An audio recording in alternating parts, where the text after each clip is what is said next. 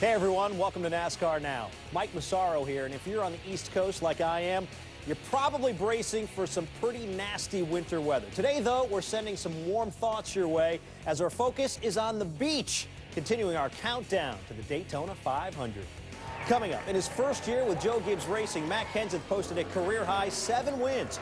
Now with a full season of experience with JGR, what should we expect? Kenseth isn't the only hot shoe in the JGR stables. Kyle Busch enters the season coming off his best championship finish. Is this the year Kyle closes the deal? And we sit down for a conversation with Dale Earnhardt Jr. as he prepares for his final season with crew chief Steve Letarte.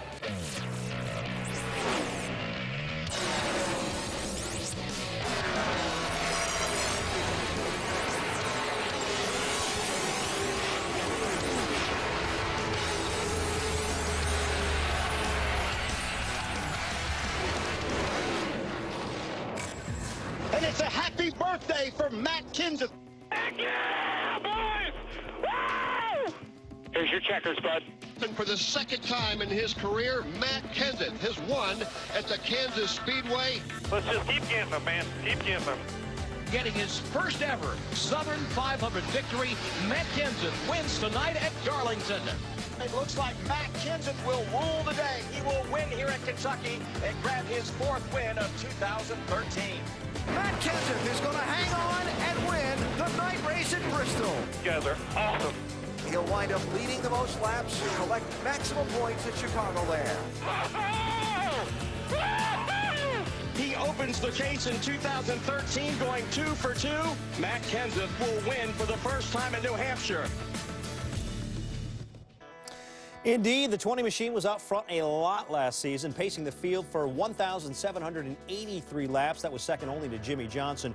That was easily the most laps Kenseth has led in a season, 651 more than his previous best. He also had a career-high 7 victories, and he knows that'll be tough to match this year. You always hope to go and try to top that and try to do better the following year. So I'm really looking forward to our second year together. I was obviously really excited. It's been the word of the week, but I was really excited last year going into the season. There was a lot of unknowns. I was probably kind of nervous, not 100% comfortable, all that stuff. So this year, having a year to build on it and kind of understand a little bit more what JGR is all about, how they operate, and all those kind of things, I'm hoping that will be better. On the other side of the coin, there is Kenseth's teammate, Denny Hamlin. He missed 4 races last year with a back injury, and when he finally did come back, he wasn't the same. Hamlin's average finish for the season was 21st, easily his worst of his Sprint Cup career. He did end the season, though, on a high note, winning the season finale at Homestead. So, what does 2014 hold for the Joe Gibbs Racing drivers? Let's check in with our roundtable crew and Alan Bestwick. Joe Gibbs Racing, the topic of this roundtable discussion with Dale Jarrett, Andy Petrie, and Ricky Craven. What a tremendous season 2013 was for Joe Gibbs. Matt Kenseth joining the team, an unqualified success. Kyle Busch and Matt, 2 of the top 4 in the championship. Denny Hamlin, a topic that we'll address, and he'll look to rebound in 2014. Let's project ahead, starting with Denny Hamlin. Couldn't have been a worse year last year than it was. What will we see from Denny this year? I think that you see something that you see in a lot of drivers and other athletes in other sports when they have a down year. So determined to come back and show what they're capable of. We know what he's capable of. We've seen it. Very talented race driver.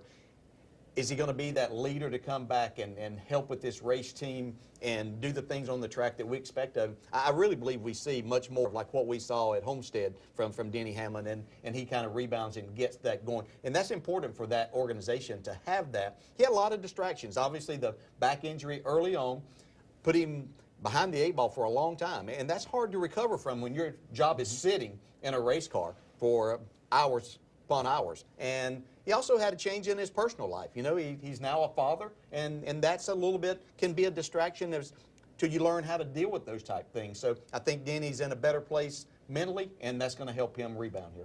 I agree with you. I think that Denny is definitely going to be good. He's going to be better next year than he has been, the last part of this year anyway. I think that he went through some things when he got into this little skirmish with Logano. Then he got hurt. They had some time to sit actually out of the car for a while and reflect on that. And then success didn't come easy for him. He was almost successful immediately. he's had that time, that downtime you talked about, to really build some character, and I see it in him. I think you're going to see him be more of a leader. I think he's going to appreciate his success when he has it now, and I think that you're going to see a kind of a different race car driver out of Denny Hamlin.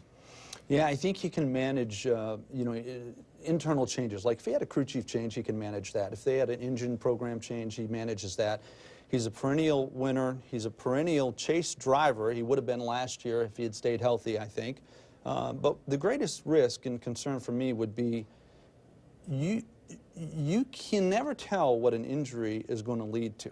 And the potential distraction of that injury, if it's not cured, is as disruptive as anything in an athlete's life or career.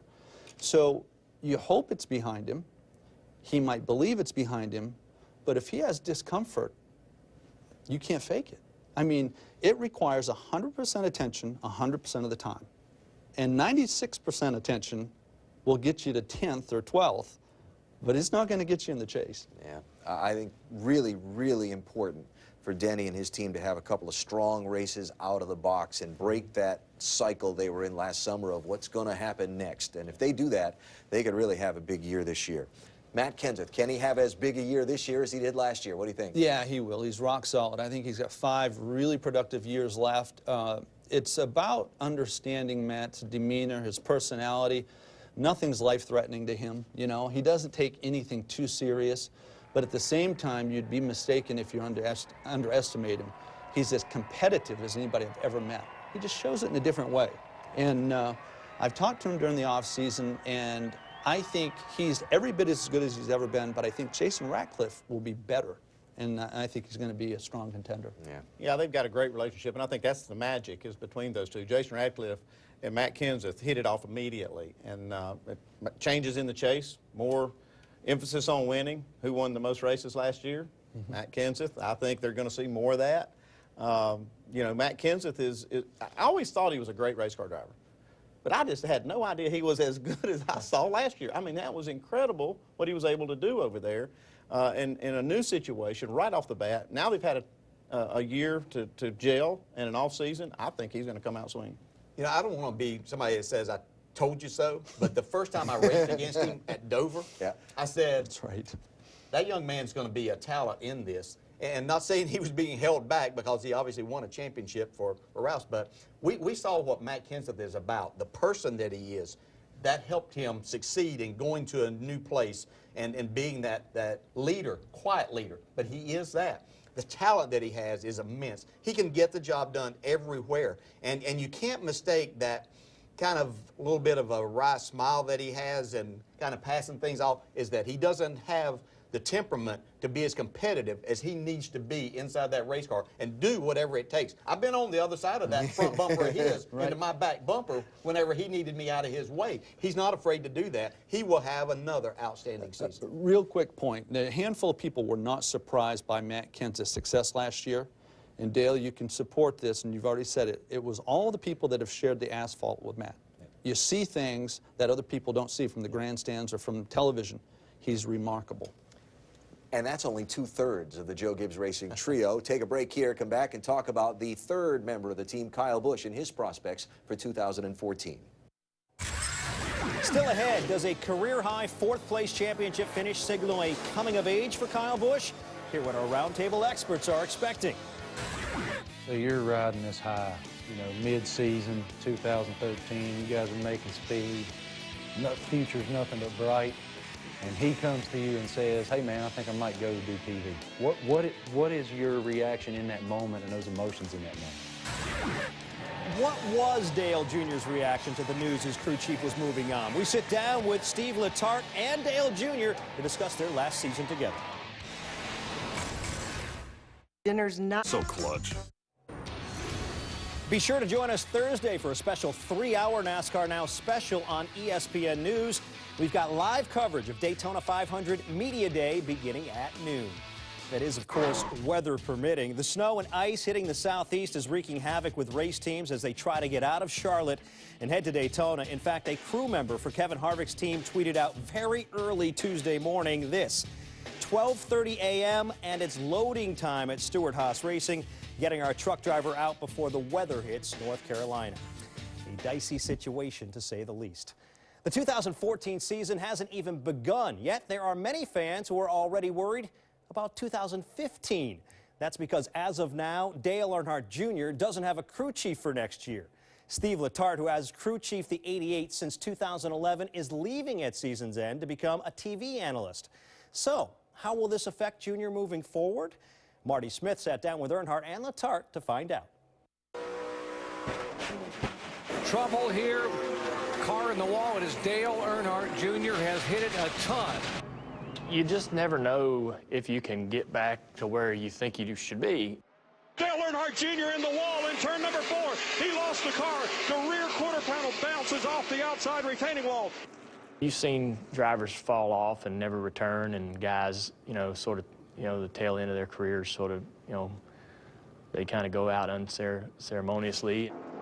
Dale Jr. is heading for the garage area. Damage on the right side of his car.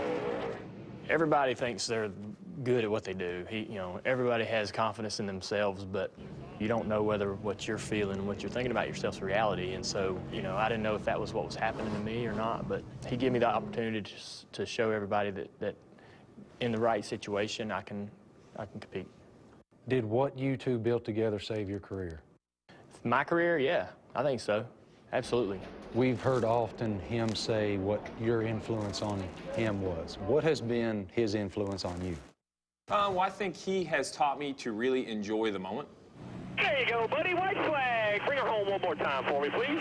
Dale Earnhardt Jr. snaps that dry spell, winning today at Michigan.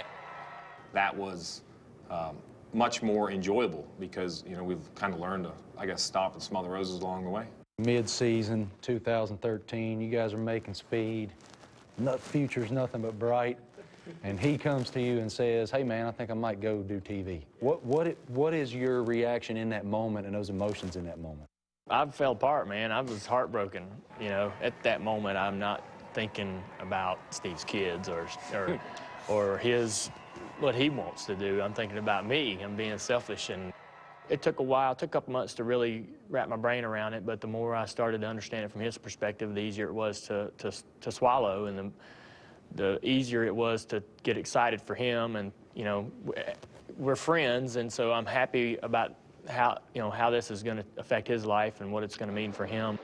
10 races into the year, it's really not going so well. What's that conversation like? We'll be talking about how to go to the next race and fix it. Yeah, I mean, if it's not going well, it'll be simple. One thing we've learned is we're going to go in a room and shut the door and bring in the people that we feel have the most impact in why we maybe aren't running that well, and we're going to tell it like it is. We're not really worried about feelings. 10 races in, you got 4 wins. What's that conversation like? Let's not get too excited. Let's just kind of keep it in perspective. Holy smokes, that conversation? Last year we had, 5 straight top 10s, and we were leading the points. Yeah, it was. Yeah. So, we didn't even talk about that. Right. We're like, all right, that's the way it's supposed to go. Right. Keep going. I mean, if we win races, we're going to enjoy them. Yeah.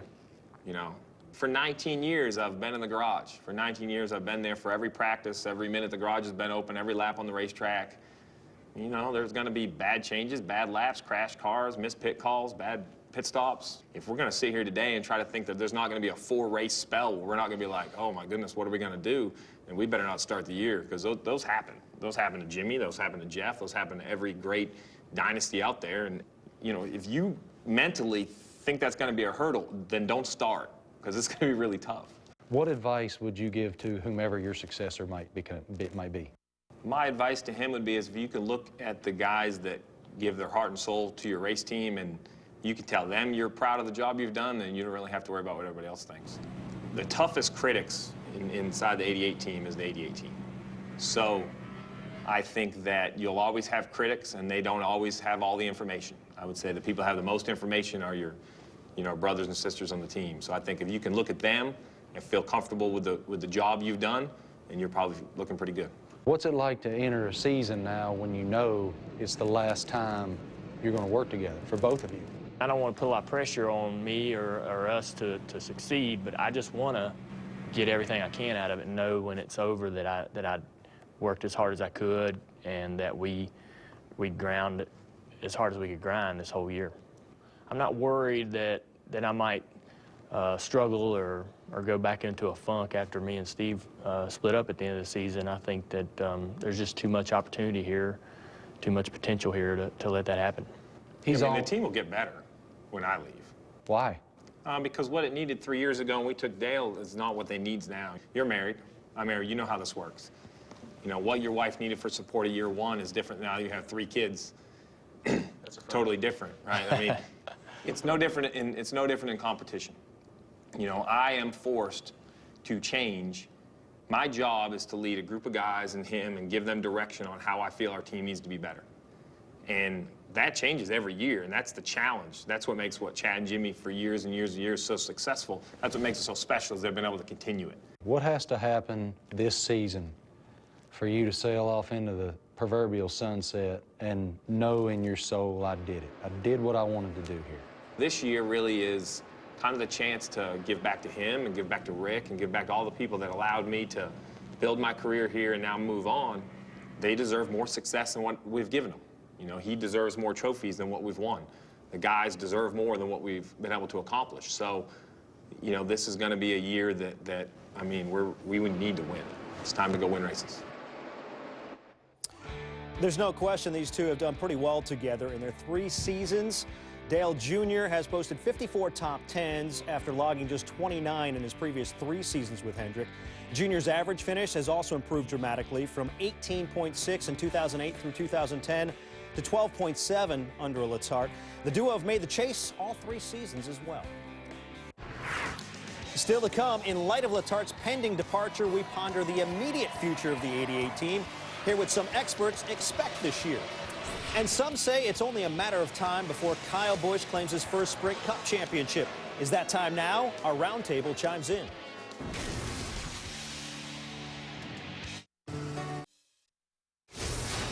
On Wednesday, we turn our attention to Stewart-Haas Racing. Tony Stewart, Kurt Busch, Kevin Harvick, and Danica Patrick all under the same roof. That should be pretty interesting. In the meantime, let's turn our attention to Kyle Busch as we turn things back over to Alan Bestwick and our roundtable. All right, here we go. Continuing our roundtable discussion, previewing the 2014 season for Joe Gibbs Racing with DJ, Andy, and Ricky. Talked about Matt Kenseth, talked about Denny Hamlin. Now Kyle Busch, who a year ago in these very same conversations, a couple of us, including me, raised our hands and said Kyle was going to be the champion last year. Didn't win it, finished 4th. I thought he took a step forward last season toward being a champion, and it shouldn't have been a disappointment that he didn't win it. What did you see? A lot of the same thing. I think you're exactly right. I was one of those that raised my hand that he was going to be the champion last year. I thought he performed very well, and I think that we see a different Kyle Busch. Still has that intensity, tremendous driver, tremendous talent, but I think he's starting to figure out things that it takes to win championships at the highest level. Now, he obviously has done that in the Nationwide Series, but to carry it up to where you're facing the very best week in and week out and stepping your game up when you have to, instead of thinking that the things that you did in the first part of the season are going to carry you through a chase when everybody steps their game up, that doesn't happen. I think they learned some valuable lessons, missing the chase a couple of years ago and then coming back in 2013 and having really a good chase. He put themselves in position to win the championship last year. Didn't happen, but a very good year and a stepping stone to what I believe is going to be another excellent chance at a championship. Yeah, he definitely opened my eyes a little bit on what he's capable of doing. We all know he can win races, and like you said, Dale, I've always said it takes way more than that to be able to be a champion. It takes a lot of character and integrity and all the things that you see demonstrated in Jimmy Johnson. He's a perfect example of that. I do think this new chase format is going to play into his favor. I believe Kyle Busch can take that, and it might take a little bit of the pressure off of trying to be, you know, that one spot every week, those points, that 1 point, 2 points, where he can, you know, he knows that it takes, if he can go and win a race, it's going to take care of a lot of things. So I think you're going to see him win a lot of races, like he does, and he's going to be in the chase. And I think when it comes down to the last 4, he still hasn't shown me that he's got what it takes to get it done at the end. He might change my mind at Homestead, but when it comes down to those last 4, I think he gets there. And what can he do when he gets there? I think you make an excellent point, Andy, that I think he does get there, that last race. And with all due respect to Jimmy Johnson, if there's a championship on the line, it comes down to one race, Kyle's a pretty good bet. Yeah. You know, in a one-race championship, He has that ability over 4 hours or 400 miles. What he still needs to work on is the relationship with his crew chief over the long haul and his communication where he doesn't melt down. They had a bad race at Kansas last year. So I put the burden on him to maintain that composure and make the bad days average. He doesn't have to worry about the good days. They're going to have their wins. The other thing that has to happen is Dave Rogers has to continue to test Kyle, regardless of the sparks that might create. He has to continue to test him to foster ideas from Kyle on how they can improve the car. Kyle's not going to win the championship on talent alone. If that were the case, he would have done it by now. But when this combination materializes, they win 3 championships in 4 years, in my opinion. And I think that comes in the next half dozen years. Well, will it start this year? We'll find out. Kyle Busch certainly will be one of the factors when we get down to the end of the season. Thank you, gentlemen. Straight ahead, we're not done talking about Dale Earnhardt Jr. just yet. What will happen with Jr. and Steve Letarte as they complete their final year together? This Turn 4 is brought to you by AutoZone. Time now for our AutoZone Turn 4 question of the week, and it revolves around NASCAR's most popular driver. We asked some of our ESPN.com writers, in Steve Letarte's final year as Dale Earnhardt Jr.'s crew chief, what are the expectations for the 88 team? I'm Ryan McGee. There's a natural progression that's been happening over the last 5 years that says it's time for him to be a legit contender. This, of course, is assuming that Junior Nation doesn't tar and feather Steve Letarte during speed weeks for treason. I'm Marty Smith. The Steve Letarte shocker, it's old news. Junior was over by Homestead last year. So this bunch, in my opinion, will pin its ears back and have some fun in 2014. I honestly believe it will be the least amount of pressure to perform Dale Earnhardt Jr. and Steve Letarte have ever felt personally and collectively. It's the band's last tour together. They'll soak up the memories and they'll appreciate the moment. I expect a tremendous season for the number 88 team. Thank you, guys. And one thing that will certainly keep them on track is the stability of Hendrick Motorsports, which, by the way, won last year's Daytona 500 with Jimmy Johnson claiming his second Great American Race. Of course, that is the event we'll be building up toward over the next couple of weeks. Cars hit the track for the first time with Sprint Unlimited practice Friday afternoon. And certainly one of the drivers to watch will be Matt Kenseth, who is also a 2-time Daytona 500 winner. We'll see you later, everyone, Wednesday night.